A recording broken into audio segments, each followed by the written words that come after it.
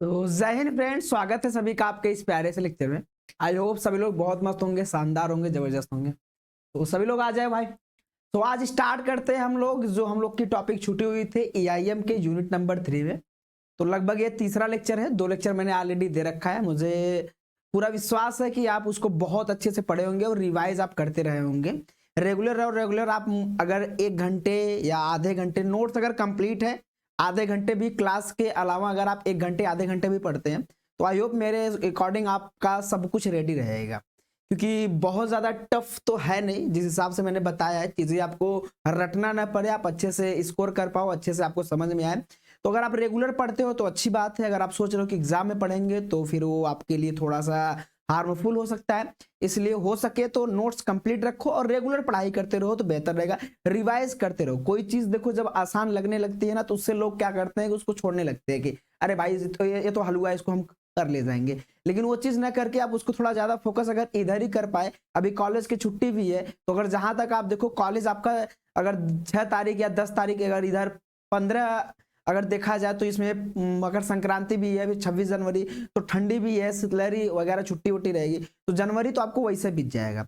But जनवरी में हो सकता है कि हम लोग इतना अच्छा स्कोर कर ले कि जनवरी में आपका ये EIM पूरी तरीके से कंप्लीट हो जाए। समझ रहे हो? यानी 3 यूनिट कंप्लीट हो चुका है, तो बचा 2 ही यूनिट ना, तो पूरी तरीके से कंप्लीट हो जाएगा। तो जैसा कि अगर आप अच्छे से स्कोर करते हो, अच्छे से नोट्स बनाते हो, तो आप इधर ही बहुत अच्छा कर पाओगे, आगे आपको प्रॉब्लम नहीं होगी। तो फाइल वगैरह इसमें टेंशन नहीं रहेगा आपको। चलिए फिर लेकर चलते हैं आगे की ओर। सभी को थैंक यू भाई। Good evening, Radhe Radhe, good evening सभी को, गुड इवनिंग। क्या हाल चाल भाई? ठीक ठाक हो सभी लोग? हाँ, गुड इवनिंग। चलिए चलिए, मुझे आशा है कि जो स्टूडेंट पीछे अगर लेक्चर नहीं देखे होंगे तो एक बार जरूर देख लेंगे। अगर देख लिए तो अच्छी बात है, नहीं देखे हैं तो एक बार जरूर देख लेंगे। चलिए लेकर चलते हैं। सबसे पहले हम EIM में हमारा क्या हम लोग पढ़ चुके थे, क्या क्या बाकी है, थोड़ा उसके बारे में चर्चा कर लेते हैं। सो माय डियर, हमारा सिलेबस था यूनिट नंबर 3 का, जहां पर हम लोगों ने क्या क्या पढ़ लिया था, थोड़ा ध्यान रखेंगे। 1 सेकंड वेट करो, यही सब प्रॉब्लम है, अभी इसको ओपन होने में फिर से समय लगेगा ना। तो लगभग हम लोगों ने देखो पढ़ लिया था permanent magnet, moving iron type और मूविंग कॉइल टाइप। उसमें PMMC, attraction type, repulsion type, ये हम लोगों ने सब पढ़ लिया था। बट अब जो आगे पढ़ना है हमको पढ़ना है सिंगल फेज एनर्जी मीटर। मैंने आपको एनर्जी मीटर के बारे में बताया था, बताओ ये किस टाइप का इंस्ट्रूमेंट है, एक बार कमेंट करके बताओ। किसी को पता है एनर्जी मीटर किस टाइप का इंस्ट्रूमेंट है? एक बार मुझे कमेंट करके बताओ, मैं आपका देख लूं भाई। कौन ऐसा स्टूडेंट जो मुझे ये बता दे एनर्जी मीटर किस टाइप का एनर्जी इंस्ट्रूमेंट है? एनर्जी मीटर किसी को याद है? एक बार कमेंट करें। और जिनका सबसे पहला जवाब आएगा अभी और आज मेरी तरफ से उसे 20 रुपए का चॉकलेट इनाम रहेगा। मैं उसे फोन पे कर दूंगा, मैं उसे फोन पे कर दूंगा। और एक बता दो, जो बताएगा सबसे पहला पहला जवाब जिसका आएगा, पहला जवाब जिसे आएगा, मेरी तरफ से एक छोटा सा प्यारा सा चॉकलेट है। अब ये 20 रुपए में जो भी आएगा मैं उसको फोन पे कर दूंगा या गूगल पे, आराम से वो ले सकता है। तो पहला जवाब मैं देखता हूँ किसका आता है, किस टाइप का इंस्ट्रूमेंट है। खोलोगे किताब वगैरह वगैरह इधर उधर खोलोगे, कोई बात नहीं भाई, मैं वेट कर लेता हूँ। बट पहले बताओ, क्योंकि हम लोगों ने पढ़ रखा है ना, हम लोगों ने ये सारी चीजें पढ़ रखी है भाई। हो क्या रहा है, ए हो क्या रहा है? बोलो बोलो बोलो यार, काहे कमेंट? ओहो, अब नोट्स खोलोगे, मुझे पता है अब कई लोग नोट्स खोलेंगे वगैरह वगैरह, कोई बात नहीं, खोल लो। हम लोगों ने देखो परमानेंट मैग्नेट, मूविंग कॉइल यानी PMMC के बारे में पढ़ लिया था, और मूविंग आयरन यानी कि जो MI टाइप था ये पढ़ लिया था। इलेक्ट्रोडायनमोमीटर टाइप हम लोगों ने कंप्लीट कर लिया था। फिर उसके बाद क्या होता है, हमको पढ़ना है सिंगल फेज एनर्जी मीटर। भाई बता नहीं पाए एनर्जी मीटर किस टाइप का इंस्ट्रूमेंट है? भूल गए क्या? कहाँ गए सभी लोग? रुक जाओ। भूमि इंटीग्रेटिंग टाइप। और कोई है भाई? सच बता रहा हूं, तुम लोग को बहुत पीटूंगा, बहुत ज्यादा लाड प्यार हो गया है। बोलो बोलो बोलो, आओ भाई सामने आओ, कहाँ गए सब? पढ़ नहीं रहे हो? गजेंद्र, रागनी, अंकिता, शिवानी, निशा, सुप्रिया, रवि, और दिव्यांशु, भूमि ने तो बताया ही है। फिर और कौन है भाई? निशा, सुचि, पूनम, अच्छा कुछ नए स्टूडेंट भी है, सोनम, रवि, राजा, अंकित, बहुत लोग हैं, सचिन, तन्वी। भाई बताओ, कुछ लोग तो बताओ। एक दो स्टूडेंट ने बताया, 2 3 स्टूडेंट ने बताया इंडक्शन टाइप। वाह, पढ़े नहीं हो सभी लोग, सच बता रहा हूँ, जो पहले पढ़ रहा था मैं उसको तो कूटूंगा पहले बहुत, सच्ची बता रहा हूँ, ऐसे ऐसे ऐसे ऐसे कूटूंगा पहले तुम लोगों को, मन बढ़ रहा है आप लोग का। अगर एनर्जी मीटर के टाइप्स के बारे में हम लोग क्या बताए थे, भूल गए? टाइप्स ऑफ इंस्ट्रूमेंट तो पता है टोटल कितने प्रकार के होते हैं, टाइप्स ऑफ इंस्ट्रूमेंट नहीं पता है, टोटल टाइप्स ऑफ इंस्ट्रूमेंट कितने प्रकार के होते हैं, बोलो भाई। Types of instrument there are 3 types, हम लोगों ने 3 टाइप्स के बारे में पढ़ा था। जो इंस्ट्रूमेंट होता है माय डियर स्टूडेंट, इंस्ट्रूमेंट कितने होते हैं? इंस्ट्रूमेंट हमारा होता है 3 प्रकार का। कौन कौन कौन? एक होता है इंटीग्रेटिंग इंस्ट्रूमेंट, इंटीग्रेटिंग हमारा होता था इंस्ट्रूमेंट, और एक कैसा इंस्ट्रूमेंट होता था? यह इंस्ट्रूमेंट हुआ जिसमें पॉइंटर लगा रहता था, स्केल पे अंकित राशि के मान को व्यक्त करता था, ऐसा। एक था रिकॉर्डिंग इंस्ट्रूमेंट, एक क्या था भाई? एक था रिकॉर्डिंग इंस्ट्रूमेंट। सो रिकॉर्डिंग इंस्ट्रूमेंट के बारे में हम लोगों ने पढ़ा था अच्छे से, क्या? एक था रिकॉर्डिंग इंस्ट्रूमेंट, फिर एक था हमारा इंटीग्रेटिंग इंस्ट्रूमेंट। क्या था? Integrating instrument. और इंटीग्रेटिंग इंस्ट्रूमेंट में ही क्या हमारे आते थे? इंटीग्रेटिंग इंस्ट्रूमेंट में ही हमारा एनर्जी मीटर आता था। मतलब ये किस टाइप का इंस्ट्रूमेंट होता है? इंटीग्रेटिंग इंस्ट्रूमेंट होता है। अब आप लोगों को हो सकता है थोड़ा बहुत याद आए, ये चीज मैंने बताया हो कि नहीं बताया हो, एक बार मुझे बता दो पहले, ये चीज मैंने पीछे बताया था कि नहीं बताया था? बताओ। सबसे पहले इलेक्ट्रिकल में से, अरे हम इलेक्ट्रॉनिक्स की बात कर रहे हैं, आप वहां कहाँ जा रहे हो? तो सबसे पहले, अच्छा कोई स्टूडेंट नया है कोई बात नहीं, जो नया है पहले स्टार्टिंग से पढ़ने का प्रयास करो। तो सबसे पहले जवाब दी थी भूमि ने, जवाब दिया था भाई मैं पहले, हमको मैसेज कर देंगी भूमि ना। तो 20 रुपए का जो ये चॉकलेट का इनाम है भूमि का है। मैं नंबर यहाँ पर क्लियर, मुझे नहीं पता मेरा नंबर सेव है कि नहीं सेव है, 1 सेकंड रुक जाओ भाई। ठीक है फिर कोई बात नहीं, आगे भी मौका मिलता रहेगा, बट आप पढ़ते रहिए, आप पढ़ो तो बेहतर रहेगा। अब क्लियर, आगे से किसी का गलती नहीं होनी चाहिए। तो हमको क्या पढ़ना है? हमको सिंगल फेज एनर्जी मीटर क्या करता है? एनर्जी मीटर, एनर्जी मीटर घर में लगा होता है, तो घर में क्या करता है? जितनी भी आपके घर की जो टोटल बिजली होती है उसको क्या करता है? जोड़ के बताता है कि कितना यूनिट आया, कितना किलोवाट घंटा चला, एक महीने में टोटल कितनी यूनिट आई। तो ये क्या करता है? ये संपूर्ण, ये बिजली को संपूर्ण रूप से जोड़ के आपको बताता है कि एक दिन में कितना बिजली खर्च हुआ। ज्यादा लोड बढ़ाओगे, लोड बढ़ाने का मतलब अगर एसी कूलर पंखा वगैरह वगैरह ज्यादा यूज करते हो, सारे घर में फ्रिज लगा दिए, एसी लगा दिए, तो बिजली ज्यादा आती है, मतलब देखो कि बिल बहुत ज्यादा आता है, घर का बिल इतना ज्यादा आता है तो पूछो मत। यानी जो एनर्जी मीटर होता है, एनर्जी मीटर घर के बिजली को क्या करता है? मेजर करता है। और किस टाइप का इंस्ट्रूमेंट है? इंटीग्रेटिंग टाइप का इंस्ट्रूमेंट है। मैं फिर से बता दे रहा हूं, जिसकी पहली क्लास और जो नया न्यू स्टूडेंट है वो कृपया करके जाकर यूनिट नंबर 1 से पढ़ते हुए और थोड़ा नोट्स बनाते हुए रिपीट करते हुए जल्दी जल्दी से आगे आए। अगर आप बीच में आओगे तो फिर कंफ्यूजन आपको रहेगा, समझने में प्रॉब्लम होगी। देखना चाहो तो क्लास देख लो, अगर समझ में आ रहा हो तो ठीक, वरना आप शुरू से जाकर पढ़ो, पहले बेस मजबूत करो तब आगे की ओर बढ़ो तो बेहतर रहेगा। ये मेरा सजेशन है, आगे आपकी मर्जी है। शुरू से पढ़ते आओगे, पूछोगे तो जरूर बताऊंगा, वैसे डाउट नहीं होगा। चलो लेकर चलते हैं। सबसे पहले सिंगल फेज एनर्जी मीटर का हम लोग क्या करते हैं? डायग्राम देखते हैं, डायग्राम कैसे बनता है। तो मेरे दोस्त सबसे पहले देखो ये डायग्राम, यहाँ पर आपको एक ई टाइप का क्या दिख रहा है? आपको यहाँ पर ई टाइप का एक मैग्नेट दिख रहा है। यह क्या है? यह हमारा ई टाइप का मैग्नेट दिख रहा है कि नहीं दिख रहा? हाँ सर दिख रहा है। एक कैसा मैग्नेट दिख रहा है? यह हमारे ई टाइप का मैग्नेट दिख रहा है यहाँ। सर ई टाइप के मैग्नेट से क्या होता है? अब देखो यह जो मैग्नेट हमारा क्या, यह जो हमारे पास मैग्नेट है दोस्त, इसी मैग्नेट में क्या हुआ है? इसी मैग्नेट में वाइंडिंग की हुई है।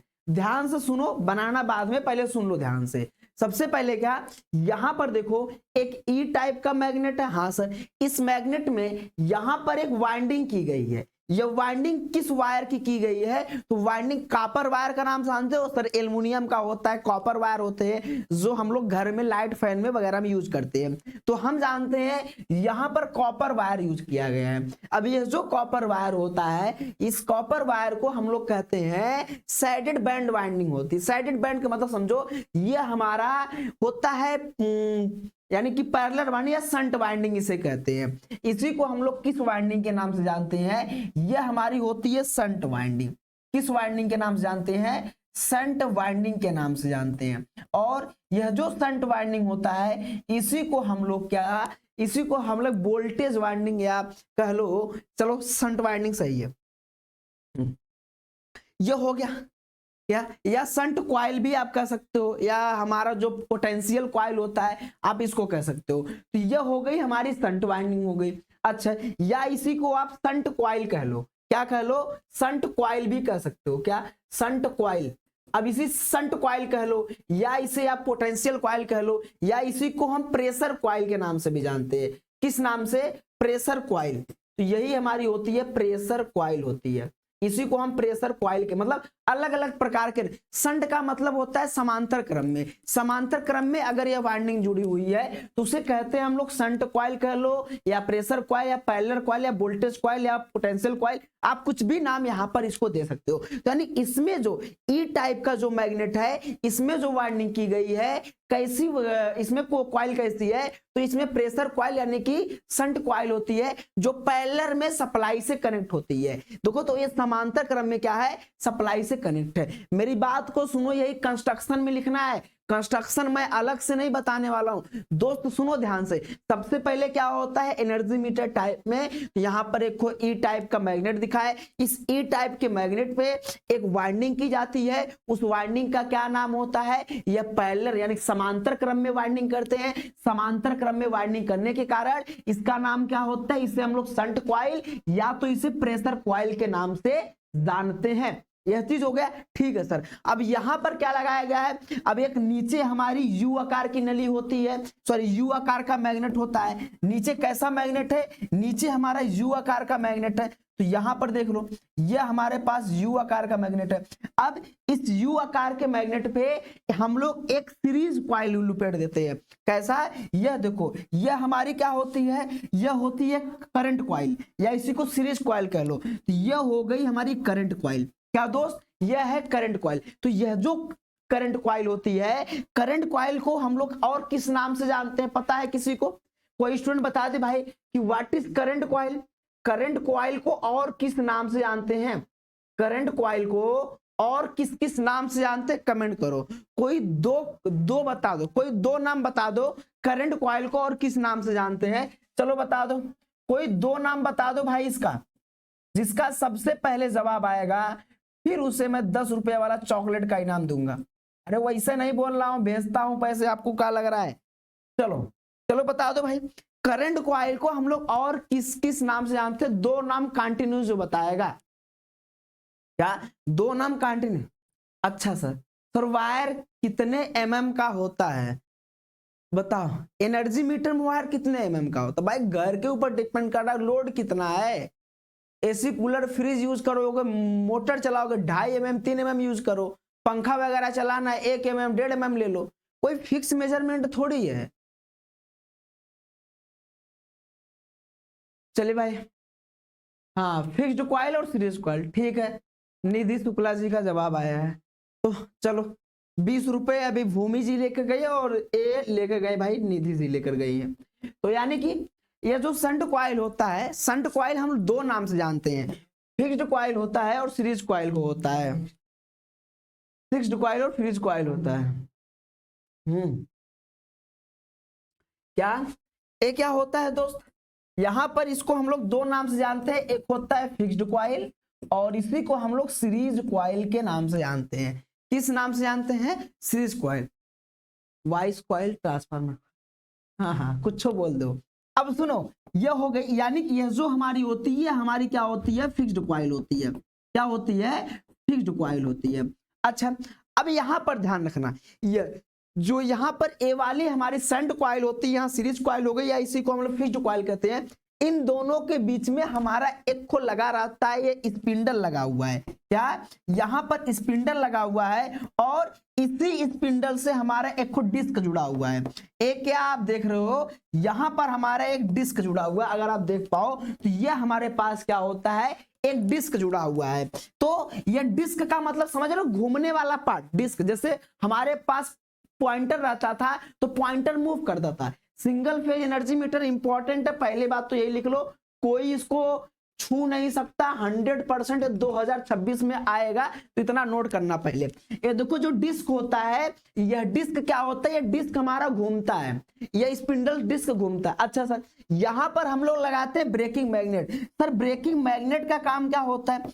अगर हम बात करें कि सर यह ब्रेकिंग मैग्नेट का काम क्या होता है, इस ब्रेकिंग मैग्नेट का काम होता है ब्रेक करना। किसको ब्रेक करना? रोकना। किसको? जैसे गाड़ी का ब्रेक मारते हैं ना, गाड़ी का ब्रेक मारोगे ना तो गाड़ी के ब्रेक मारने से गाड़ी रुक जाती है, वैसे ही यह जो हमारा होता है डिस्क, इस डिस्क को रोकने के लिए हम लोग ब्रेकिंग मैग्नेट का यूज करते हैं। क्या? यह जो डिस्क होता है, इस डिस्क को रोकने के लिए क्या यूज करते हैं? ब्रेकिंग मैग्नेट का यूज करते हैं। तो यह ओवरऑल इसका क्या था? कंस्ट्रक्शन था। क्या था? कंस्ट्रक्शन था। आई होप आपको समझ गए होंगे कि क्या क्या है। तो यहां हो गया, ये हो गया, डिस्क हो गया। डिस्क क्या होता है? डिस्क घूमता है इसे डिस्क। अच्छा, यहां ब्रेकिंग मैग्नेट है। अब देखो ये जो डिस्क होता है, डिस्क से स्पिंडल जुड़ा हुआ है और इसी स्पिंडल से एक को हमारा रिकॉर्डिंग इंस्ट्रूमेंट जुड़ा होता है। रिकॉर्डिंग इंस्ट्रूमेंट का मतलब समझो एक को पॉइंटर लगा होता है, जो जैसे जैसे घूमता है उसकी संख्या को वह क्या करता है? मेजर करता है। तो यहां एक को लगा हुआ है रिकॉर्डिंग मैकेनिज्म। सर रिकॉर्डिंग जो मैकेनिज्म होता है, इसका क्या फायदा है? इसका मतलब इसको हम लोग इसलिए लगाते हैं, क्या दोस्त? इसको हम लोग इसलिए लगाते हैं जब हमारा जैसे मीटर चल रहा है, कैसे चल, जैसे लाइट, फैन, कूलर चल रहा है, जब कूलर चलेगा तो देखोगे ना एनर्जी मीटर में हमेशा 1 घंटे बाद रीडिंग बढ़ जाती है, 4 से 5, 6 यूनिट, 20 यूनिट, 30 यूनिट, 40 यूनिट। तो जो यूनिट बढ़ रहा है वह रिकॉर्ड करने, उसमें एक इंस्ट्रूमेंट लगा हुआ है जो क्या करता है? जो रिकॉर्ड करता है कि कितना लोड चल रहा है। तो जो रिकॉर्ड करने वाला होता है, जो रिकॉर्ड करने वाली डिवाइस होती है, उसी को हम लोग रिकॉर्डिंग मैकेनिज्म कहते हैं, या इसी को हम लोग रिकॉर्डिंग इंस्ट्रूमेंट कह लो। क्या करता है? ये रिकॉर्ड करता है किसको? कि कितना बिजली हुआ है, घर में लोड कितना चल रहा है, लोग कितना एसी, कूलर, पंखा चला रहे, उसी चीज को रिकॉर्ड करता है कि 1 घंटे में कितना हमारा यूनिट हुआ, 1 घंटे में 4 यूनिट हुआ, 5 यूनिट हुआ। तो जो यूनिट है उसको कौन बताता है? ये बताता है रिकॉर्डिंग, जो हमारी मैकेनिज्म होती है, यानी रिकॉर्डिंग डिवाइस होती है जो क्या करती है? यूनिट को रिकॉर्ड करती है कितना चला हमारे पास। तो यह चीज हमारे पास हो गया। क्या दोस्त? यह थी इसके कंस्ट्रक्शन के बारे में। एक बार मुझे केवल इतना बता दो, क्या यह कंस्ट्रक्शन आपको थोड़ा बहुत समझ में आया कि नहीं आया? एक बार पहले आप मुझे कमेंट करके बता दो, क्या यह कंस्ट्रक्शन आपको समझ में आया? यानी अगर मैं बात करूं 100% में से कितना परसेंट आपको कंस्ट्रक्शन समझ में आया? कितना परसेंट समझ में आया कंस्ट्रक्शन, ये बताओ। मतलब क्या क्या लगा होता है सिंगल फेज एनर्जी में? सिंगल फेज में हमेशा एक फेज रहता है, एक न्यूट्रल रहता है। फेज देखो यहाँ न्यूट्रल, यहाँ ऐसे कोई फेज कोई न्यूट्रल ही रहेगा, बस इतना ही ध्यान रखना। समझ गए मेरी बात? एक बार बताओ, क्या जितनी चीज यहां पर थी, क्या उतनी चीज में से आपको समझ में आया क्या होता है? एक ई टाइप का मैग्नेट ऊपर होता है, एक नीचे यू टाइप का मैग्नेट होता है, और इन दोनों के बीच में एक को हमारा लगा रहता है, डिस्क लगा रहता है। जो डिस्क होता है, डिस्क जब घूमता है, इसको रोकने के लिए हम ब्रेकिंग मैग्नेट लगाते हैं। क्या? हम लोग ब्रेकिंग मैग्नेट लगाते हैं। यह जो ब्रेकिंग मैग्नेट हो गया, यह ब्रेकिंग मैग्नेट ब्रेक मारते हो गाड़ी का तो गाड़ी रुक जाती है। तो वैसे यह जो डिस्क है, इस डिस्क को रोकने के लिए हम लोग ब्रेकिंग मैग्नेट लगाते हैं। फिर उसके बाद यहां पर देखो जो ई टाइप का हमारे पास यह होता है मैग्नेट, इस पे जो वाइंडिंग की जाती है उसे हम लोग प्रेशर कॉइल कहते हैं। अच्छा, फिर उसके बाद यहां यू टाइप के इस पे जो वाइंडिंग होती है, इस पे सीरीज वाइंडिंग होती है, जिसे हम करंट कॉइल या सीरीज कॉइल या फिक्स्ड कॉइल के नाम से जानते हैं। तो यह इसके बारे में था। यहां पर जो रिकॉर्डिंग इंस्ट्रूमेंट हो, यह बताता है कि टोटल बिजली एनर्जी कितनी हुई है, उसको संख्या के रूप में काउंट करता है और डिस्प्ले पे दिखाता है। जैसे एनर्जी मीटर का डिस्प्ले होता है ना, तो डिस्प्ले पे देखोगे दिखाएगा कितना समय हो रहा है, कितना घंटा चल रहा है, कभी देखना तो वहां दिखाएगा। और एनर्जी मीटर जब भी यूनिट देखना ना, तो यूनिट उसकी किस में ली जाती है? बताओ, एनर्जी को किस में मेजर करते हैं? तो किलोवाट घंटा या यूनिट में मेजर करते हैं। तो क्या होगा? एनर्जी मीटर द्वारा विद्युत को मापा जाता है, और यह इंटीग्रेटिंग टाइप का इंस्ट्रूमेंट होता है, पहले बताया था, और तथा विद्युत को किलोवाट घंटा या यूनिट में मापता है। तो जब भी रीडिंग घर में जाना देखने, हाँ बता देंगे। जब भी रीडिंग घर में जाना देखने, तो घर में हमेशा मीटर में यह दिखना कि उस मीटर में जो डिस्प्ले है, जो नीला नीला वहां पर शो करता है नंबर, उसमें जहां पर KWH लिखा रहेगा वही उतनी ही यूनिट होगी। क्या उस आपके घर की टोटल बिजली कितना खर्च हुआ वो कौन बताता है? वह बताता है जहां पर किलोवाट घंटा KWH केवल और केवल KWH लिखा रहेगा तो उतनी यूनिट है। जैसे लिख दिया 210 KWH, यह जो KWH होता है थोड़ा कोने में लिखता है यहाँ पर KWH, यानी आपके घर में 210 यूनिट आया है। और एक महीने बाद देखोगे मान लो 310 हो गया, मतलब 210 इसके पहले था, अब टोटल 310 हो गया। कितना? 310। तो घटा दोगे तो 100 यूनिट आपका बढ़ा हुआ है एक महीने में। तो आप ऐसे निकाल सकते हो। तो घर में जाना कभी भी ना किसी को इधर उधर ना रहे कि आए भैया बिजली काटने वाला, चाहे जो मन तो उठा के लेके चले गया। तो मीटर को देखना कितना यूनिट हुआ है, उस चीज का देखना आपकी जिम्मेदारी है। अब जो हमारे पास सिंगल फेज एनर्जी मीटर होता है उसके टोटल 4 मुख्य पार्ट होते हैं। सर कौन कौन से 4 मुख्य पार्ट होते हैं? तो जो पहला पार्ट वाट में, किलोवाट घंटा में लिखते हैं, नॉट वाट, पावर को वाट में मेजर करते हैं। जब बिल जो एनर्जी मीटर होता है वो किलोवाट घंटा को मेजर करना है कि एक घंटा में कितना किलो चला हुआ है, तो उस हिसाब से यूनिट देता है। अब सुनो, इसके 4 मुख्य पार्ट होते हैं। एक होता है ड्राइविंग सिस्टम, एक होता है रोटेटिंग सिस्टम, एक होता है ब्रेकिंग सिस्टम, एक होता है काउंटिंग या क्या जो हमारे पास रिकॉर्डिंग सिस्टम होता है, यह चीज। तो टोटल हमारे 4 पार्ट होते हैं। पहला हम बात करते हैं what is driving system. Driving system क्या होता है? ड्राइव करने वाला। सर ड्राइव करने वाला, अब सुनो, अब यही 4 के बारे कंस्ट्रक्शन में अब ये जो बताया था तो वो तो जब नहीं आएगा तब कंस्ट्रक्शन लिखना है। टेक्निकल चीजों में कैसे लिखोगे तो समझो। पहली बात, यह जो ड्राइविंग सिस्टम होता है, ड्राइविंग सिस्टम किससे किससे मिलकर बना होता है? सबसे पहली बात, यह जो ड्राइविंग सिस्टम होता है, यह जो आपका ई टाइप का मैग्नेट और यह जो नीचे यू टाइप का मैग्नेट है, मतलब यह ऊपर वाला मैग्नेट, यहां पर जो ई टाइप वाला है यह मैग्नेट, और यहां जो नीचे वाला मैग्नेट यू टाइप का मैग्नेट है यह।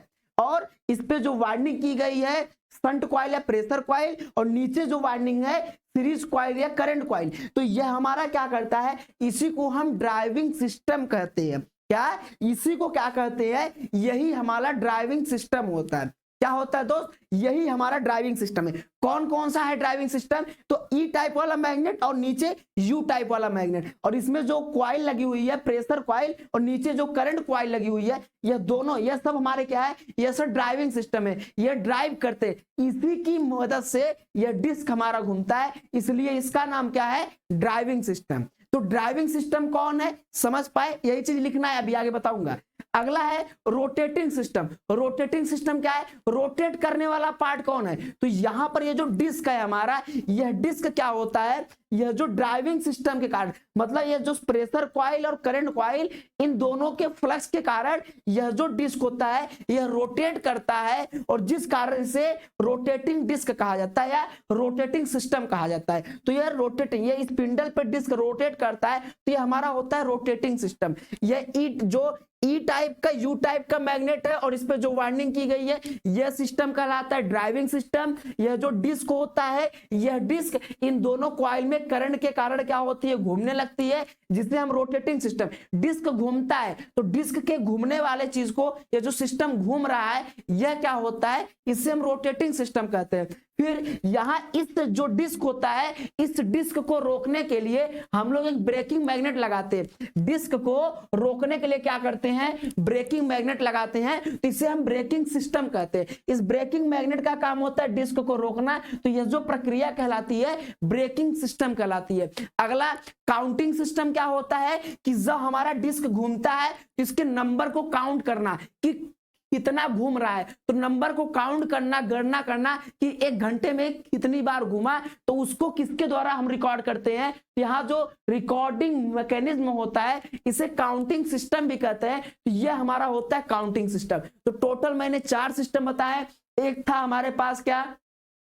एक हमारा ड्राइविंग सिस्टम था, एक हमारे पास रोटेटिंग सिस्टम था, एक ब्रेकिंग सिस्टम था, एक काउंटिंग सिस्टम था। अब मेरी बात सुनो, फिर से सुन लो, ड्राइविंग सिस्टम क्या है? जो मैग्नेट लगा हुआ है, जो ऊपर और नीचे मैग्नेट लगा हुआ है और इस पे जो वाइंडिंग की गई है, इसी के कारण हमारे पास क्या होता है? फ्लक्स जनरेट होता है, जिस कारण से डिस्क घूमती है। तो इसे हम कैसा सिस्टम कहते हैं? इसे ड्राइविंग सिस्टम कहते हैं। यह ड्राइव करता है, यह फ्लक्स को उत्पन्न करता है, इंड्यूस करता है, जिस कारण से ये हमारा घूमता है। तो ये हो गई हमारे पास ड्राइविंग सिस्टम।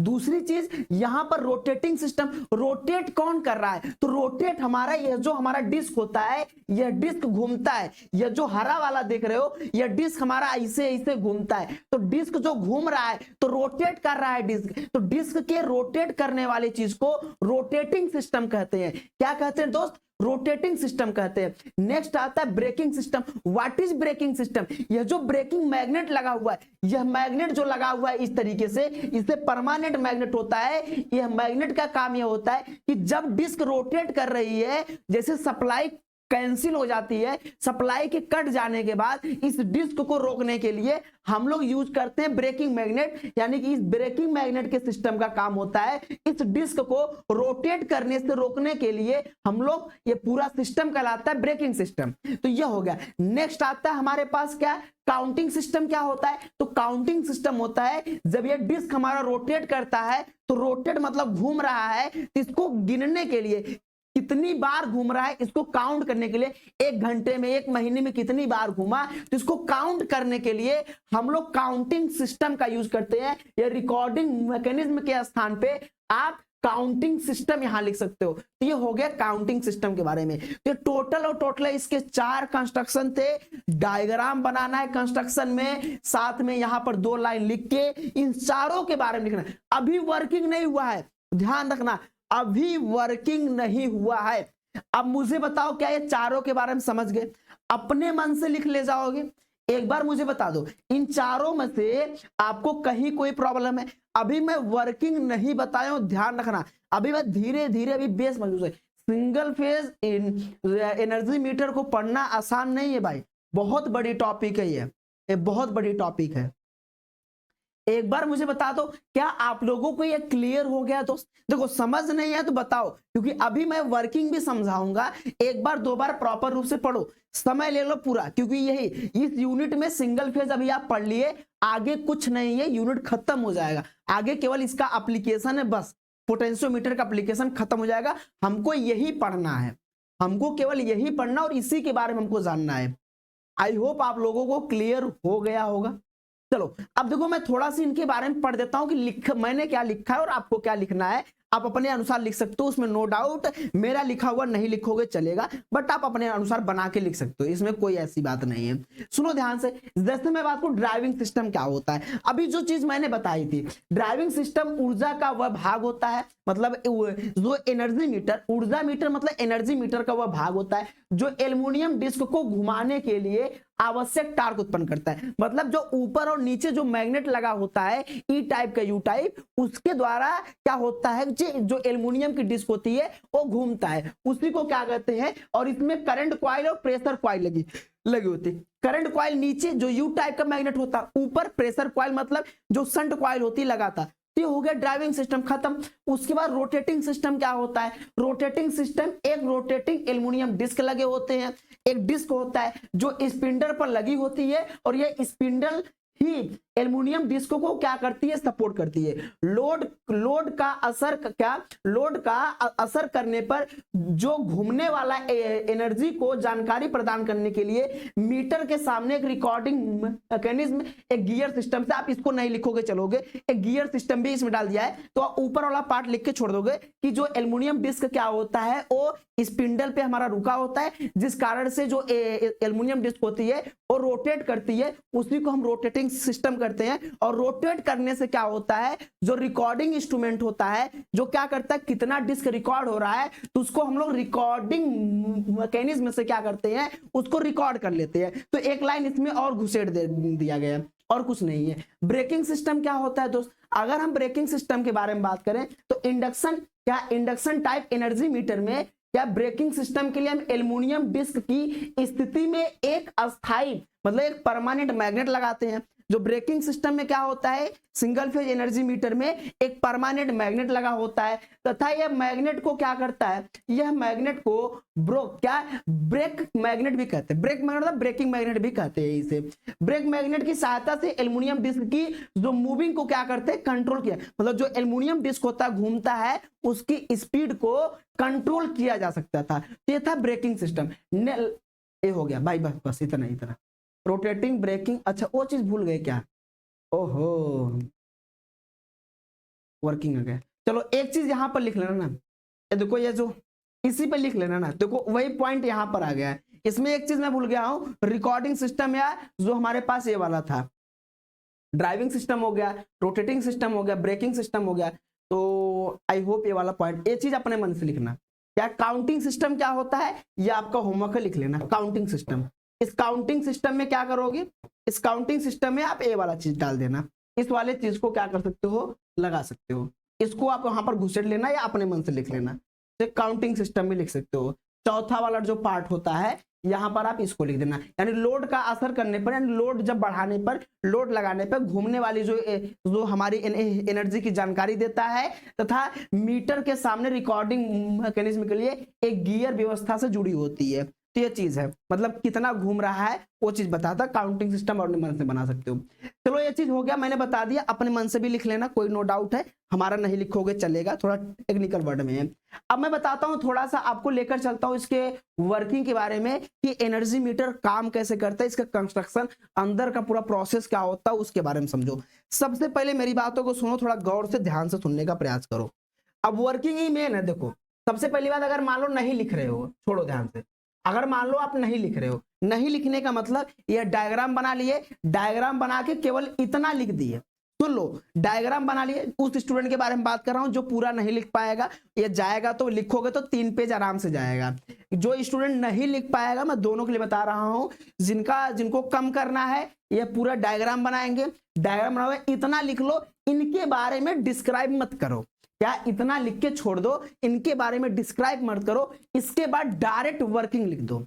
इसके बाद क्या करो, डायरेक्ट मतलब कंस्ट्रक्शन। देखो एक तो हो गया, इतना लिख दिए तो हमारा कंस्ट्रक्शन पूरा हो गया। तो एक चीज होगा कि ये स्टूडेंट कंस्ट्रक्शन भी लिखा है। फिर इसके बाद क्या करो, डायरेक्ट अभी जो मैं वर्किंग बता रहा हूं डायरेक्ट आप लिख देना उसे। अब उसे लिख दोगे तो आपका सब हो जाएगा कंप्लीट। और जो स्टूडेंट मान लो ये याद कर पा रहा है तो डायग्राम बनाएगा, इन चारों के बारे में लिखेगा, फिर बाद में वर्किंग भी लिखेगा। तो ये होता है कंप्लीट। और समय नहीं है तो जो बताया हूं वो चीज ध्यान रखना। हाँ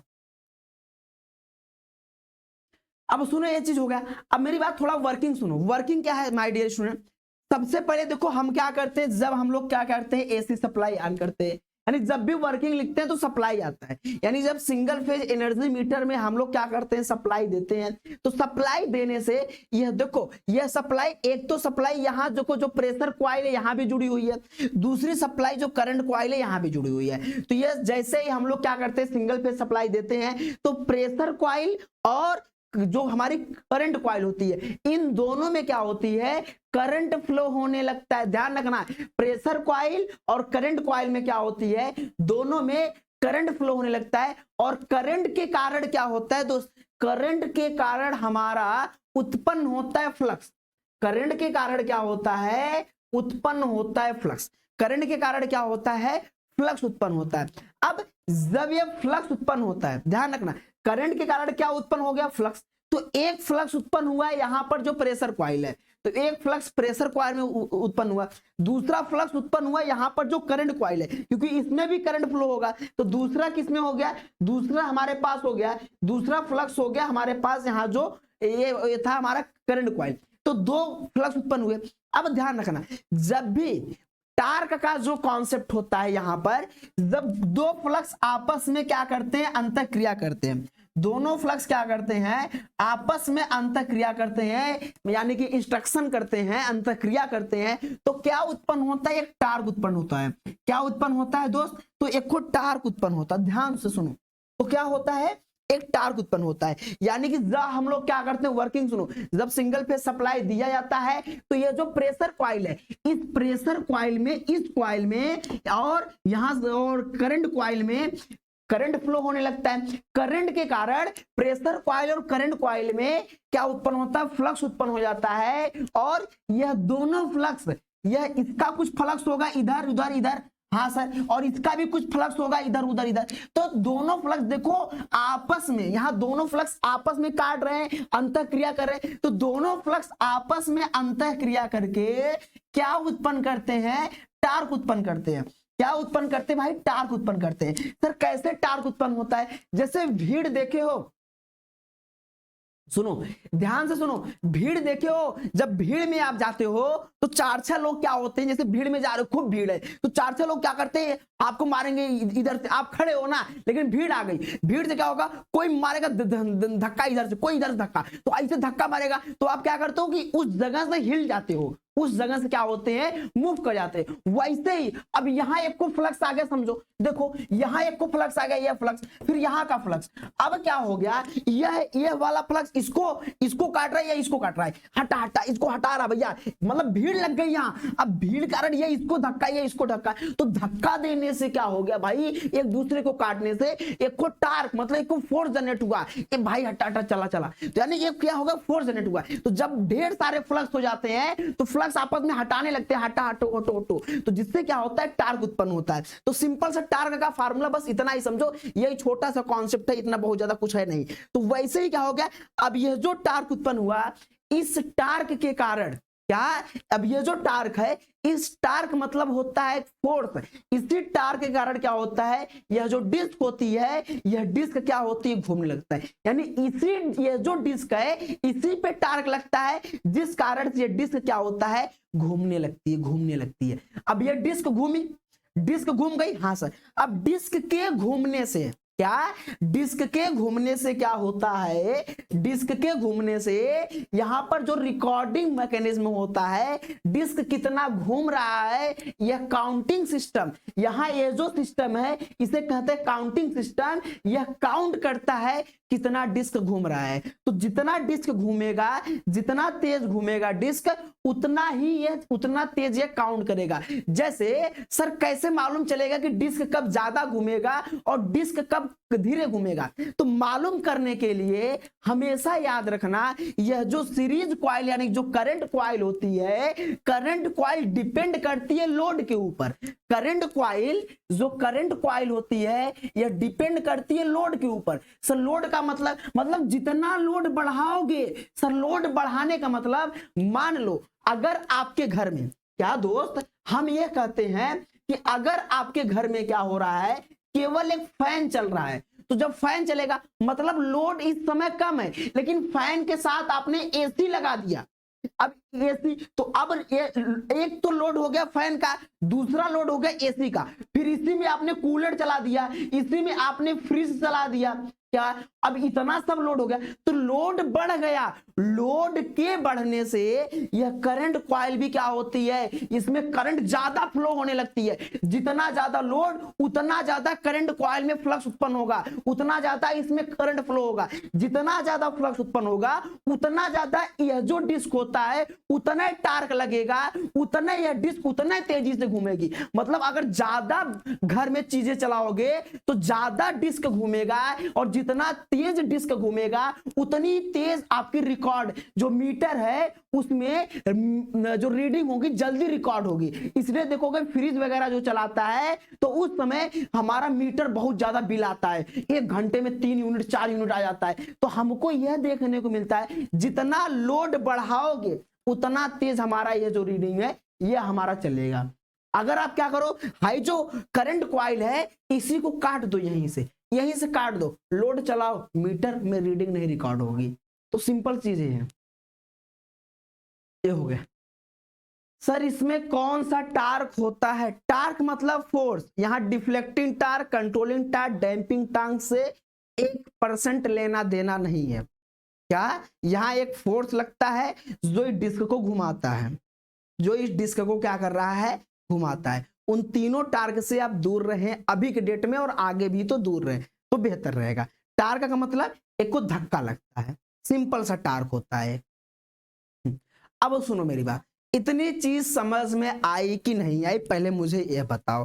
देखो मैं जानता हूं कि थोड़ा आपको समय लग सकता है, मुझे भी पता है यार टॉपिक वैसे ही है, तो मैं थोड़ा रिस्क नहीं लूंगा, बट आप बताओ, ईमानदारी से बताओ कि आपको यह इसका वर्किंग समझ में आया कि नहीं, वर्किंग समझ में आया कि नहीं, एक बार बता दो। बोलो भाई, बोलो बोलो बोलो। क्योंकि यहाँ पॉइंटर नहीं है, टार्क वही यूज होता है डिफ्लेक्टिंग, कंट्रोलिंग और डैम्पिंग, जहां पॉइंटर इंडिकेटिंग इंस्ट्रूमेंट में टार्क होता है। यहां कौन इंडिकेटिंग इंस्ट्रूमेंट है यार? एक बार पहले सभी लोग कमेंट करो, क्या ये एनर्जी मीटर का कॉन्सेप्ट समझ में आया कि नहीं? ईमानदारी से बताओ पहले, आया कि नहीं? एक बार और बता दीजिए, ठीक है बता देंगे, चलो बताओ। थोड़ा थोड़ा, थोड़ा थोड़ा नहीं आया, और कोई बताए भाई? ये सभी लोग कमेंट करो यार, सही बता रहे हो, बहुत मार खाओगे कमेंट नहीं करोगे तो। जिसको आ गया वो बताए, जिसको नहीं आया वो भी बताए। जी सर आ गया है, जो नहीं आया वो बाद में।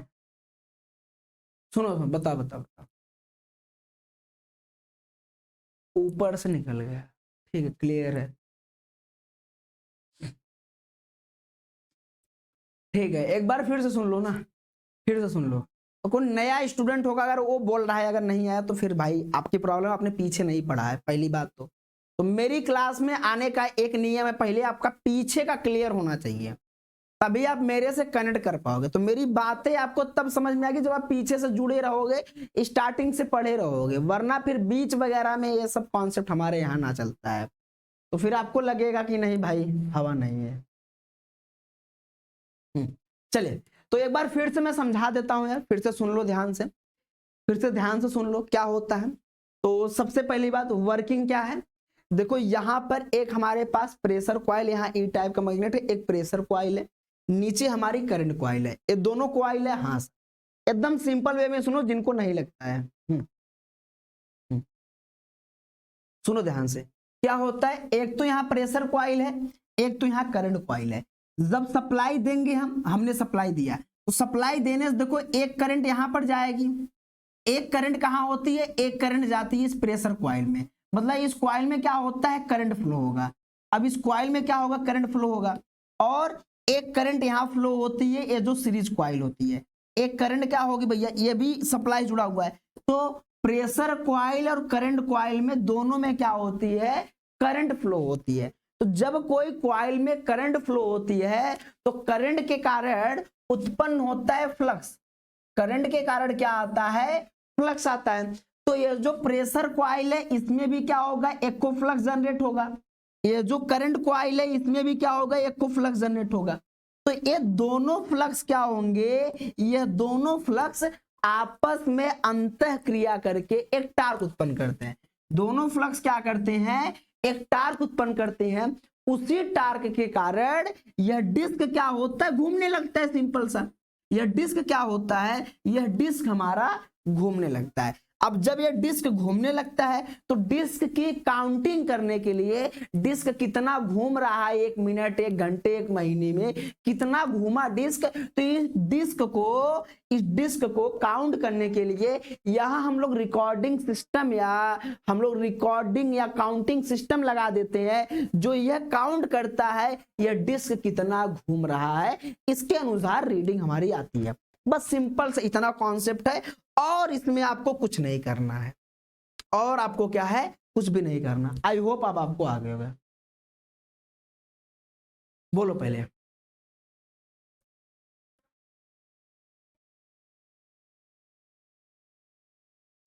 सुनो सुनो सुनो, बोलो भाई।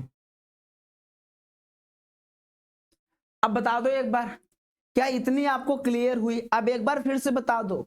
अब कुछ कुछ हवा लगा जिनको नहीं लग रहा था, कैसे करना है, कैसे नहीं करना है, याद करना है नहीं करना है, ये चीज आपको पता होना चाहिए। अब इतना तो कर लेना, अभी आपको बहुत सारी चीजें जाननी है, अभी ये खत्म नहीं हुआ है। ए भाई कहाँ भाग रहे हो, अभी ये खत्म नहीं हुआ है। आपको क्या लग रहा है ये सब खत्म हो गया? ना ना ना, ये अभी आपका खत्म नहीं हुआ है, अभी तो ये शुरू हुआ है। अब सुनो ध्यान से, थोड़ा कॉन्सेप्ट भी समझते हैं, थोड़ा सा कॉन्सेप्ट भी समझते हैं। कॉन्सेप्ट क्या होता है दोस्त, सुनो। ओ भाई, अब देखो कॉन्सेप्ट थोड़ा समझो। यस सर आ गया होगा। थोड़ा कॉन्सेप्ट समझो, कॉन्सेप्ट क्या है। जैसे कभी क्या होता है, मान लो सप्लाई कैंसिल हो जाए, जैसे गाड़ी जब हम तेजी से चलाते हैं तो क्या ब्रेक मारते हैं तो क्या गाड़ी तुरंत रुक जाती है? बताओ, जहां ब्रेक मारते हैं क्या गाड़ी वहीं रुक जाती है? नहीं भाई, ऐसा नहीं होता है। थोड़ी दूर गाड़ी स्लिप होके जाती है। जैसे हम इधर से दौड़ते दौड़ते आ रहे हैं तो हम क्या करते हैं, ब्रेक मारेंगे तो हम थोड़ा दूर स्लिप होके जाएंगे, तब जाके रुकेंगे। यानी तुरंत ब्रेक मारने पर हम तुरंत नहीं रुकते हैं, थोड़ी दूर स्लिप होके जाते हैं। तो इससे क्या होता है, क्या इससे क्या होता है, जैसे सप्लाई अगर हमारी कैंसिल हो गई, सप्लाई क्या हो गई, सप्लाई हमारी अगर कैंसिल हो गई, तो सप्लाई के कैंसिल होने से यह जो डिस्क हमारा घूमता रहता है, ये डिस्क ऑटोमेटिक नहीं रुक जा, तुरंत नहीं रुक जाता है। मतलब सप्लाई के कैंसिल होने के बाद भी, क्योंकि अगर सप्लाई ऑन है, सप्लाई क्या है, सप्लाई हमारी ऑन है, तो डिस्क हमारा घूम रहा है, हाँ सर घूम रहा है, घूम रहा है। लेकिन अचानक से यह सप्लाई कैंसिल हो गई, मतलब लाइट चली गई, पूरे गांव की लाइट खत्म हो गई, तो उस केस में डिस्क तो घूम रहा था, अब तुरंत डिस्क नहीं रुक जाएगा, तो डिस्क को क्या होगा, डिस्क पहले धीरे धीरे स्लो होगा। मतलब सप्लाई न रहने के बाद भी डिस्क धीरे धीरे स्लो होता है, स्लो होने के बाद क्या करता है, फिर धीरे धीरे कुछ समय बाद रुकता है। मतलब 2-4 सेकंड बाद क्या होता है, यह डिस्क हमारा क्या होता है, तब जाकर रुकता है। यानी इसका मतलब सप्लाई के न रहने के बाद भी यह डिस्क हमारा धीरे धीरे घूमता रहता है, तब पर भी यह डिस्क घूमता रहता है, और ये रिकॉर्डिंग सिस्टम में वह भी काउंट हो जाता है। मतलब सप्लाई नहीं भी है, जो 2-4 सेकंड ये डिस्क रुकने में समय लिया है, घूम रहा था जो 2-4 सेकंड बिना सप्लाई का, उसको भी यहाँ काउंटिंग सिस्टम रिकॉर्ड कर ले। अब न रहने के बाद भी काउंटिंग सिस्टम में मीटर की रीडिंग कंटिन्यू चल रही थी, मतलब सप्लाई नहीं है तब पर भी 2-4 सेकंड का हमारा जो बिजली का बिल था वो भी काउंटिंग सिस्टम में रिकॉर्ड हो गया, जबकि मैंने कुछ यूज ही नहीं किया, सप्लाई चली ही नहीं थी। क्या मैंने कुछ यूज ही नहीं किया। अच्छा, और यह जो डिस्क बिना सप्लाई का घूम रहा है, इसी को कहते हैं क्रीपिंग इफेक्ट। क्या यह होता है क्रीपिंग इफेक्ट, क्रीपिंग मतलब रेंगना, तो ये इसी को कहते हैं क्रीपिंग कहते हैं। क्या कहते हैं, यह होता हमारा यह होता है क्रीपिंग, नाम दिया गया है। क्या नाम दिया गया है, क्रीपिंग नाम दिया गया है, सप्लाई के न रहने के बाद जब यह हमारा घूमता रहता है। तो ये छोटा सा कॉन्सेप्ट, इसे कहते हैं क्रीपिंग। तो क्या होता है क्रीपिंग, समझ गए ना, क्रीपिंग क्या होता है, आई होप समझ गए होंगे।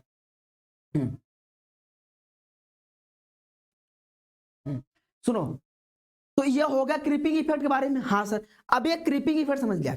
अब इस क्रीपिंग इफेक्ट को यानी इसको रोकने के लिए यहां पर लगाते हैं ब्रेकिंग मैग्नेट। इसी डिस्क को रोकने के लिए क्या लगाते हैं, ब्रेकिंग मैग्नेट। अब ये ब्रेकिंग मैग्नेट कैसे काम करता है बताओ।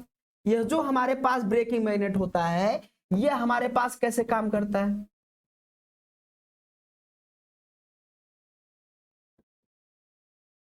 सुनो सुनो सुनो सुनो, एक सेकंड रुको।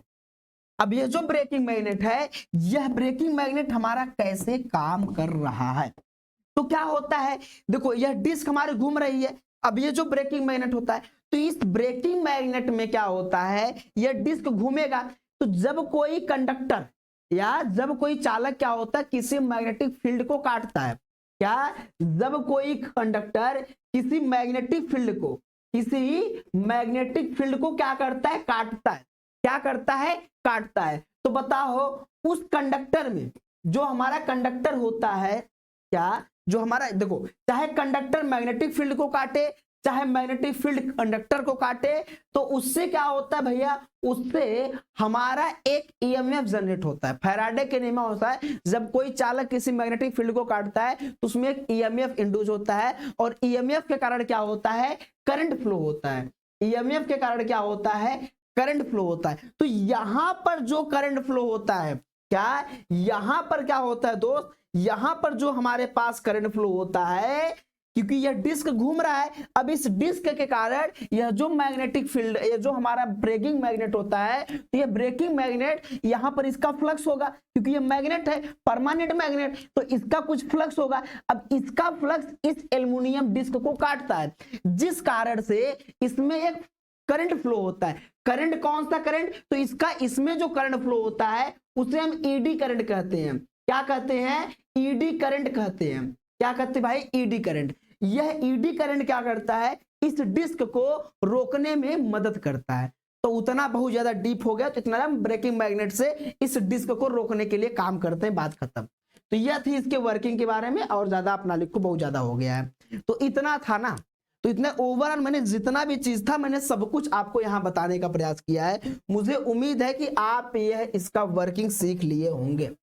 मुझे इतना उम्मीद है कि आप इसकी वर्किंग अब जान गए होंगे और अपने मन से वर्किंग लिख ले जाएंगे। चलो बता दो, क्या वर्किंग अपने मन से लिख ले जाओगे? अब वर्किंग मैं दोबारा नहीं बताने वाला हूं। नहीं यार, यू नहीं, ए क्यों मूव होगा?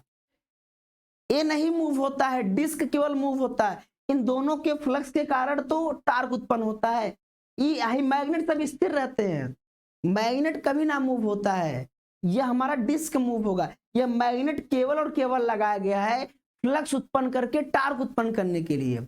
यह मैग्नेट किस लिए लगाए हैं? यह मैग्नेट हम लोग टार्क को उत्पन्न करने के लिए लगाए हैं, क्योंकि जब इसमें सप्लाई जाएगी और इसमें सप्लाई जाएगी तो क्या होगा, इसके कारण इन दोनों में करंट फ्लो होगा, और करंट के कारण क्या होता है, फ्लक्स उत्पन्न होता है। अब इसका फ्लक्स, इसका फ्लक्स, अब दोनों फ्लक्स आपस में काटेंगे, काटने से इसमें टार्क उत्पन्न होगा, टार्क के कारण यह डिस्क घूमेगी। अब यह डिस्क जो घूमेगी तो जितना तेज घूमेगी, इसी डिस्क से जुड़ा रहता है डायल सिस्टम, यानी जो रिकॉर्डिंग सिस्टम होता है। जितना डिस्क घूमती है उसको यह रिकॉर्डिंग जो मैकेनिज्म होता है यह रिकॉर्ड कर लेता है। रिकॉर्ड करने के बाद कितना, 1 घंटे 1 महीने कितना घूमा वो हमारा बताता है।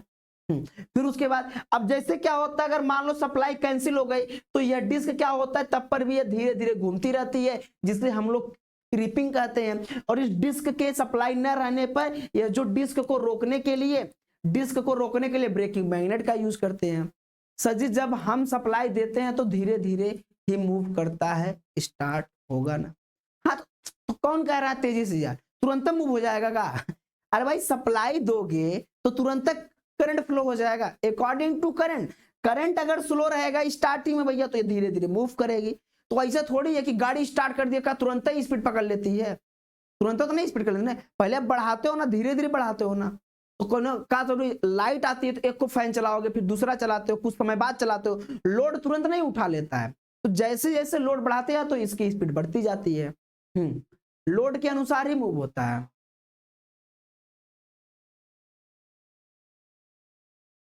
बताओ हो गया ये?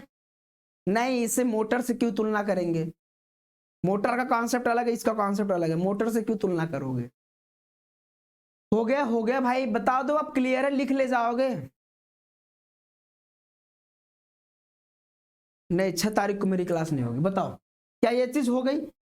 ये सीख गए कि नहीं बताओ पहले। अब देखो 1 घंटे हो गए लगभग, तो इसके बारे में और बहुत ज्यादा डिटेल नहीं बताऊंगा, आप पढ़ लेना, इसमें वर्किंग वगैरह पढ़ लेना आप, ये आपकी जिम्मेदारी है। देखो काउंटिंग सिस्टम यहाँ आ गया, अच्छा उड़ के चला आया यार, काउंटिंग सिस्टम देखो था और यहाँ पर चला आया, कोई बात नहीं, मतलब मैंने लिखा था मेरी, हाँ ठीक हो गया।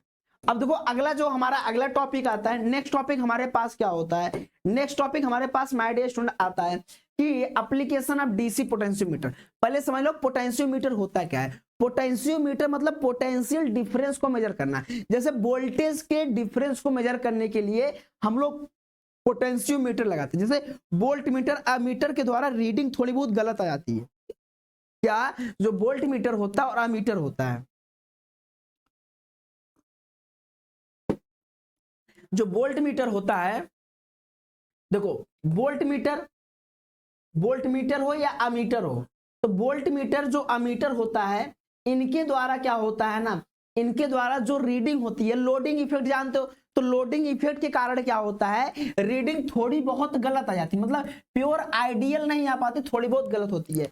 तो हम लोग क्या करते हैं कि एकदम एक्यूरेट करने के लिए 2 पॉइंट के बीच का डिफरेंस निकालने के लिए हम यूज करते हैं पोटेंशियोमीटर। यह क्या करता है, वोल्ट मीटर हमारा दिखाता है कि कितना वोल्टेज आ रहा है। पोटेंशियोमीटर के द्वारा हम लोग जैसे यहां पर मान लो लोड लगा हुआ है, यहाँ पर RL लोड लगा हुआ है, इधर से हम लोग सप्लाई दे रहे हैं, तो हम इस पॉइंट और इस पॉइंट के बीच यहाँ पर वोल्टेज VA कितना है, मान लो यहाँ वोल्टेज VB कितना है, इन दोनों के बीच का डिफरेंस, इन दोनों पॉइंट के यहाँ का हम लोग वोल्टेज निकाल सकते हैं। किसके द्वारा? हम लोग DC यानी कि पोटेंशियोमीटर के द्वारा। किसके द्वारा? पोटेंशियोमीटर के द्वारा। जबकि वोल्ट मीटर क्या करता है, इस लोड में कितना वोल्टेज है उसको बताता है वोल्ट मीटर। तो यानी कि डीसी पोटेंशियोमीटर एकदम एक्यूरेट वैल्यू बताता है, मतलब कि आप कह सकते हो एक प्रकार से वोल्ट मीटर अमीटर के तुलना में। तो ये था डीसी पोटेंशियोमीटर।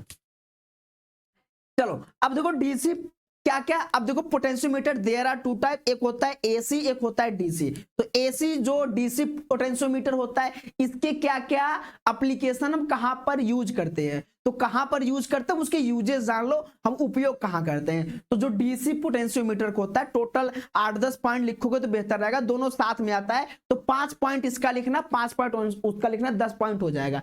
डीसी पोटेंशियोमीटर एक मेजरिंग इंस्ट्रूमेंट होता है, मतलब मेजर करने वाली चीज है। पोटेंशियोमीटर से हम लोग वोल्टेज का क्या जो डिफरेंस होता है उसको मेजर करते हैं। तो पहला हमारा याद हो गया, यह एक मेजरिंग इंस्ट्रूमेंट होता है। दूसरा, इसका जो डीसी वोल्टेज मेजर करने के यूज करते हैं, किस लिए यूज करते हैं भाई? डीसी वोल्टेज को मेजर करने के लिए। वोल्टेज को ईएमएफ भी कहते हैं, ईएमएफ का पूरा नाम होता है इलेक्ट्रोमैग्नेटिक, क्या? इलेक्ट्रोमैग्नेटिक फोर्स होता है। अच्छा, दूसरा, यह कंपैरिजन मेथड में काम आता है, किसी को तुलना करने के लिए, वोल्टेज के बीच तुलना करने के लिए क्या करते हैं, यह हमारा काम आता है। अच्छा, फिर उसके बाद इसमें नल मेथड का, अब व्हाट इज नल मेथड तो आप जानते नहीं हो, आप कह लो यानी एक नल मेथड होता है, यानी कि जिसमें कह लो पोटेंशियोमीटर का जो अंदर का प्रोसेस होता है, इसमें किसी भी प्रकार का करंट नहीं फ्लो होता है, मतलब बिल्कुल ये एक्यूरेट वैल्यू देने के लिए माना जाता है, जिस कारण मतलब नल मेथड है। बिना किसी, मतलब इसमें तो लोडिंग इफेक्ट हो जाता है, बट इसमें लोडिंग इफेक्ट की समस्या नहीं होती है, तो यानी इसमें नल मेथड का यूज करते हैं। तो लोड ज्यादा दे और यूनिट कम आए, कोई टेक्निक है क्या? क्या धांधली करना चाह रहे हो?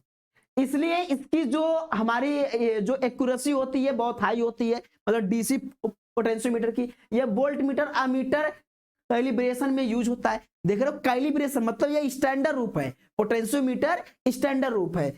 क्या इसे सेल की ईएमएफ मेजर कर सकते हैं, किसी बैटरी का वोल्टेज भी हम लोग मेजर कर सकते हैं। यह इंटरनल रेजिस्टेंस ऑफ सेल निकालने में मदद होता है, मतलब सेल का इंटरनल रेजिस्टेंस भी ज्ञात कर सकते हैं। डीसी पोटेंशियोमीटर केवल डीसी क्वांटिटी के लिए यूज होता है। तो यह था डीसी पोटेंशियोमीटर के कुछ हमारे एप्लीकेशन। अब बात करते हैं एसी पोटेंशियोमीटर के क्या होता है। सेम उसी प्रकार से ये एसी पोटेंशियोमीटर एक एसी मेजरिंग इंस्ट्रूमेंट है, वह डीसी मेजरिंग इंस्ट्रूमेंट था, यह एसी हो गया, कुछ अंतर नहीं, डीसी के स्थान पे एसी कर दो, बात खत्म। इसका यूज एसी वोल्टेज मेजर करने के लिए करते, उसका यूज डीसी वोल्टेज हम लोग मेजर करते थे। अच्छा, यह एसी करंट मेजर में भी यूज होता है, जैसे एसी करंट मेजर मतलब सीटी के साथ, सीटी मतलब समझते हो करंट ट्रांसफार्मर, आप लोग जानते नहीं होंगे, अगर पढ़े होंगे तो शायद नहीं पढ़े हो। देखो करंट जब हाई वोल्टेज रहता है, जो ट्रांसमिशन लाइन होता है, मैंने अभी इसके पहले मैंने बढ़ाया था, कल मैंने जो वीडियो लिया था, तो मैंने जो ट्रांसमिशन लाइन बताया था, जो खंबे वगैरह पर लाइट होता है या जो बड़ी बड़ी टावर होती है, तो उस पे जो हमारा करंट जो आता है उसको मेजर करने के लिए हम लोग यूज करते हैं सीटी। सीटी का मतलब होता है करंट ट्रांसफार्मर, क्या? Current transformer. और इसी करंट ट्रांसफार्मर की मदद से करंट को मेजर किया जाता है, तो वहां पर यूज करते हैं। यह पावर फैक्टर मेजर करने में हमारा क्या होता है, सहायक होता है। What is power factor? क्या पावर फैक्टर पे क्या करते हैं हम लोग, मेजर करने में हमारा क्या होता है, सहायक होता है AC potentiometer. Next, AC potentiometer में स्टैंडर्ड एसी सप्लाई की जरूरत होती है, तो ये हो गया। इसमें भी नल मेथड ही यूज होता है और कोई मेथड नहीं है। इसमें फ्रीक्वेंसी फेज दोनों पर ध्यान रखा जाता है। एसी पोटेंशियोमीटर और AC volt meter, AC ammeter calibration में यूज होता है। और उसके पहले में क्या था, DC volt meter DC ammeter में था। अच्छा, एसी पोटेंशियोमीटर डीसी पोटेंशियोमीटर से ज्यादा कॉम्प्लेक्स होता है, मतलब ज्यादा कॉम्प्लेक्स मतलब ज्यादा जटिल, ज्यादा कठिन कौन होता है, एसी पोटेंशियोमीटर। डीसी हमारा सिंपल होता है। तो यह था इसके बारे में, क्या डीसी और एसी पोटेंशियोमीटर के क्या क्या एप्लीकेशन थे। यह एप्लीकेशन वेरी वेरी इंपॉर्टेंट है, यह चीज आपको ध्यान रखना है। अब अगला आता है टाइप्स ऑफ इलेक्ट्रॉनिक इंस्ट्रूमेंट। अगला जो हमारे पास लास्ट टॉपिक आता है कि टाइप्स ऑफ इलेक्ट्रॉनिक इंस्ट्रूमेंट क्या होते हैं। देखो इलेक्ट्रॉनिक अगर इंस्ट्रूमेंट के बारे में बात करें, अब मेरी बातों को सुना, एग्जाम में क्या आता है, लिखते क्या हो ना, ये चीज आपके ऊपर डिपेंड करता है। क्या है, ये चीज आपके ऊपर डिपेंड करता है। अगर हम टाइप्स ऑफ इलेक्ट्रॉनिक इंस्ट्रूमेंट के बारे में बात करें तो इलेक्ट्रॉनिक इंस्ट्रूमेंट बहुत प्रकार के होते हैं। जैसे इंस्ट्रूमेंट भाई, volt meter, ammeter, ohm meter, watt meter, energy meter, frequency meter, power factor meter, phase sequence indicator, और क्या जो हमारे ऑक्सीलरोस्कोप होते हैं, सीआरओ क्या होता है, और एलसीआर मीटर।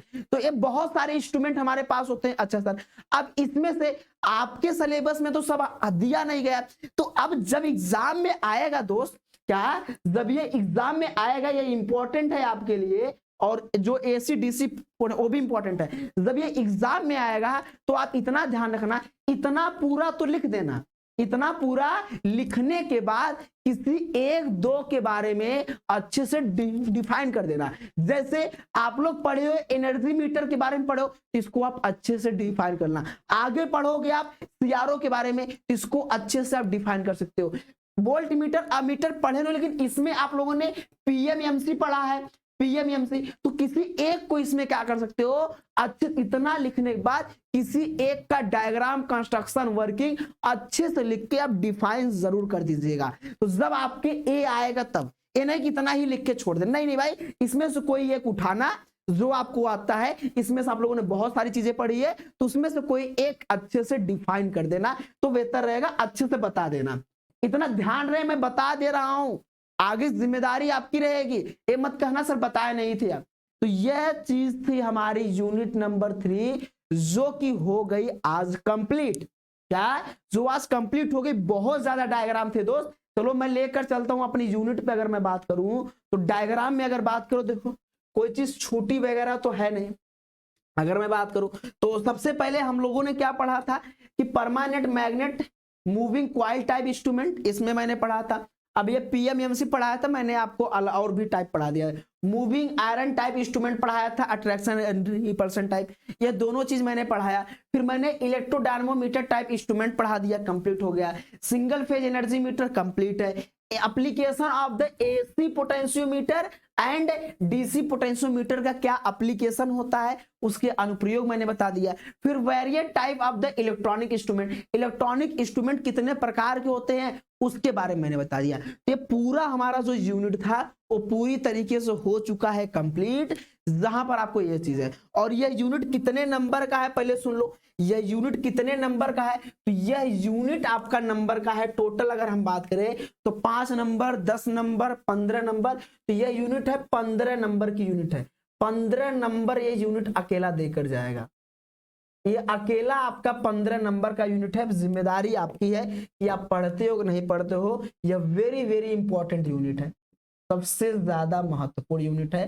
तो 15 नंबर ये यूनिट आपका देकर जाएगा। अब आपके ऊपर डिपेंड करता है कि आप भाई क्या पढ़ते हो क्या छोड़ते हो। छोटी सी यूनिट है, डायग्राम वगैरह है तो आप पढ़ लोगे तो बेहतर ही रहेगा। भाई क्लास जब नहीं चलती तो मैसेज करता हूं ना, चलेगी नहीं चलेगी इसका क्या मतलब होता है, गजब हो यार। कोई क्लास नहीं चलेगी चलेगी तो मैं मैसेज करता हूं ना। तो ये हो गया 3 यूनिट आपका कंप्लीट हो गया दोस्त। अब यूनिट नंबर 4 और 2 यूनिट आपका इधर बचा हुआ है और 4 यूनिट उधर बचा हुआ है। तो टोटल जो मेरे सिलेबस में अभी टोटल है, तो टोटल 6 यूनिट अभी आपका बाकी है। कितना, 6 यूनिट अभी बाकी है। और मैंने पढ़ाया कितना है, तो मात्र और मात्र अगर देखा जाए तो 15 दिसंबर से मैं पढ़ा रहा हूं। तो 15 दिन में, 15 से 15, 30, 20 में छुट्टी वगैरह थी, तो 15 दिन में मान लो भाई, 15 दिन में मैंने आपको पढ़ा दिया, 4 यूनिट आपकी कंप्लीट हो गई। 15 दिन में 4 यूनिट आपकी कंप्लीट हो गई। और आप ये अनुमान लगा लो भाई, तो अब ये 6 यूनिट के लिए मुझे कितना समय, चाहूं तो इसी महीने इसको खत्म कर दूं। मैं चाहूं तो इसी महीने भाई 15 दिन में 4 यूनिट खत्म हो गए। देख लो इधर 1 यूनिट उधर, तो खत्म हो गया 15 दिन। हम कहते भाई 4 यूनिट 15 दिन में। अगर मैं और स्लो चलूंगा, इससे स्लो मैं क्या चल सकता हूँ, एक दिन में एक ही क्लास लेता हूँ। आप लोग बहुत जबरदस्ती करते हो, 4 क्लास लीजिए, 2 क्लास लीजिए। अरे 2 क्लास 3 क्लास लेकर क्या करूंगा, खत्म हो जाएगा सब एक दिन में। तो कृपया आप इसका ध्यान रखिए। जितना आराम से लेकर चल रहा हूं, अगर उतने आराम से आप पढ़ोगे ना, तो बहुत ज्यादा मेहनत नहीं करना पड़ेगा। आप लोग को टेंशन में हो जाते भाई क्या है कैसे। भाई आपको केवल और केवल रोज 2 हेडिंग पढ़ना है, 2 से 3 हेडिंग, इसको आप अच्छे अच्छे से याद रखिए। चलिए, और किसी को कोई डाउट है तो बता दो, किसी प्रकार का किसी को कोई भी स्टूडेंट को डाउट है तो एक बार मुझे बता दो यार। किसी को भी कोई भी डाउट है डाउट या नहीं डाउट है, बोल दो पहले। डाउट वगैरह है तो बताओ, और इसको आप जरूर लिख लेना यार। सारी चीजें मैंने आपको बता दी गई है। करो थ्योरी सब्जेक्ट ज्यादा।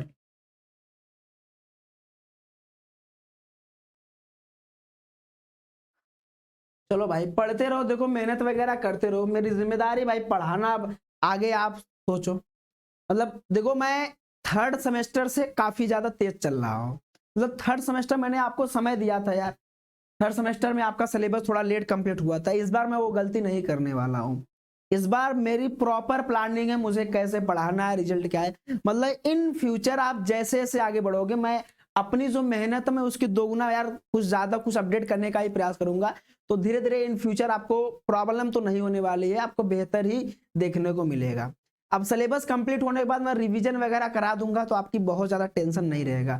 मैं एग्जाम समय में भी उतना ज्यादा मैराथन जैसे नहीं कि भैया जान जोग तू इधर ना, तो इसलिए मैं सोच रहा हूँ पहले ज्यादा मेहनत कर लूँ, एग्जाम में थोड़ा मुझे फुर्सत मिले। ऐसी बात नहीं नहीं पढ़ाऊंगा, पढ़ाऊंगा बट उस लेवल का यार, उस समय थोड़ी हेल्थ ज्यादा ही खराब हो जाती है, तो थोड़ा उसका मुझे खुद का भी ध्यान रखना पड़ेगा, क्योंकि आगे भी तो पढ़ना है। का पता पढ़ाते पढ़ाते यही मैं टेप बोल गया तो उसका भी तो ध्यान रखना है यार। पढ़ाते पढ़ाते क्या होता है, सीने वगैरह में दर्द उर्द होने लगता है तो उससे क्या होगा। और किसी दिन हो गया भाई लाइव क्लास पढ़ाते पढ़ाते एक टीचर की हो गई बहुत दर्दनाक, क्या फिर कहाँ जाओगे, बताओ बताओ बताओ कौन पढ़ाएगा।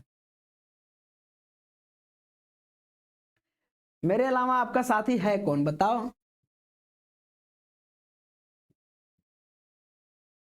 तो मैं पीडीएफ वगैरह लगा दे रहा हूँ, प्रॉब्लम नहीं होना चाहिए आपको किसी भी प्रकार का। नोट्स लिखते रहना या ना, कोई पीडीएफ मैं इस बार कोई पीडीएफ एग्जाम हो चाहे कुछ भी हो, मैं इस बार पीडीएफ अलाउ नहीं करूंगा कि फोन में आप डाउनलोड कर लो प्रिंट आउट कर लो। मैं ये वास्तविकता बता रहा हूँ, इस बार मैं अलाउ नहीं करूंगा कुछ भी हो जाए। और मेरा बस चला तो इस बार मैं यूट्यूब पे भी नहीं आऊंगा, ओनली एप्लीकेशन में पढ़ाऊंगा। सारे जितने भी 3-4 बैचेज में लाऊंगा, अरे जितने भी बैचेज में लाऊंगा, तो मेरा तो प्लान है पढ़ाऊंगा मन से बिल्कुल। सर एक छोटी सी मांग है आपसे, हो सके तो पर्सनालिटी डेवलपमेंट की क्लास ले लीजिए। हाँ 3-4 क्लास लिया हूँ यार, रिज्यूमे वगैरह बनाना सिखाओ, बना के भेजोगे तब तो। भाई बनाना सिखाया हूँ, दिया हूँ फॉन्ट कैसे बनाते हैं, तो बना के लेने से मतलब थोड़ी होता है, उसका रिस्पॉन्स दोगे तब तो मैं कर पाऊंगा। मुझे जहां तक उम्मीद है, इतने स्टूडेंट में से अगर मैं इलेक्ट्रॉनिक्स के बारे में बात करूं तो लगभग 1,500-2 हजार स्टूडेंट में से केवल और केवल मुझे 15 से 20 स्टूडेंट ने रिज्यूमे बना के भेजा है, सब तो नहीं बना के भेजे रिज्यूमे। तो सोचो स्टूडेंट कितने हैं, 15 से 2 हजार स्टूडेंट में से आप इतने स्टूडेंट हैं। और मुझे उम्मीद है कि एक लड़की, केवल एक तन्वी करके लड़की है, वही हमको बना के भेजी थी, लड़की में गर्ल्स में, और कोई बना के नहीं दिखा था। तो बना के भेजोगे तो मुझे अच्छा लगेगा ना कि आप लोग थोड़े उसके बारे में सीख ले रहे हो। पढ़ाने से ही क्या हो जाएगा, मेरे देख के रह जाओगे। कोटा थोड़ी पूरा करना है, हमके कोटा ना पूरा करेगा। कोटा पूरा करना रहता तो फिर क्या ही रह जाता भाई, कोटा वगैरह नहीं पूरा करना रहता है।